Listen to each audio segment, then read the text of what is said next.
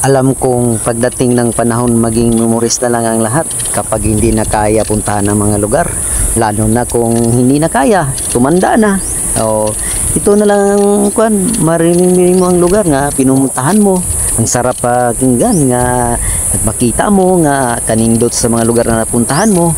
Kung malakas ka pa, puntahan mo ang lahat para masaya ka tingnan kung paabot ng panahon nga hindi na kaya sa katawan mo.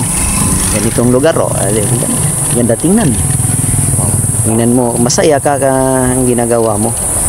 Yun lang ang importante. Masaya ka sa ginagawa mo. Makakita ng mga lugar na medyo bata ka pa. Yun ang pinaka-importante. Masaya ka. Pagdating ng panahon, maging alaala mo na lang yun. Kasaysayan na lang makikita mo. Kasabi na sa mga apo mo nga ganyan, napuntahan mo ang lugar. Sa itong bata ka pa, puntahan mo magandang lugar. Tingnan mo yung dapat mong tingnan para pagdating ng panahon huwag ka na magsisisi kung hindi mo napuntahan yun tanda ka na. Tingnan mo yung dagat, kanindot tingnan, no? Parang walang problema pero ang nagtanaw ay daming problema. Tingnan mo, kanais ang lugar.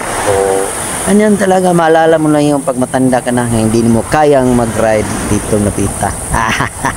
Ana lang ng kinabuhi. Kanindot na.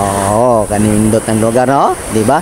Dito lang yan matatagpuan sa Glan, Pangyan, Sarangani, Province. Doon lang matatagpuan yan. Uwi na ako. Babay ang magandang view. Going to home na. Kaya may duty pa mamaya. Ganyan talaga ang buhay, ha? Kahit may duty pa. Kinailangan talaga mag-ride, enjoy ride lang. Kanay sa lugar.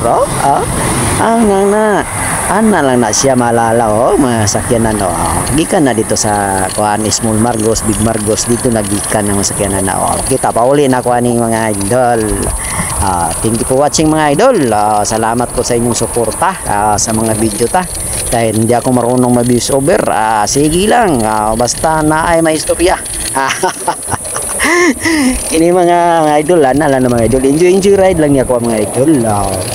Saan man, nanindutan mo ko ang mga lugar mga idol. Mapuntahan ako mga idol. Gamit lang bisikleta mga idol. Lang mga idol. Kahit 40 pesos lang baon mga idol. Nakaabot din mga idol. Nakita mga idol.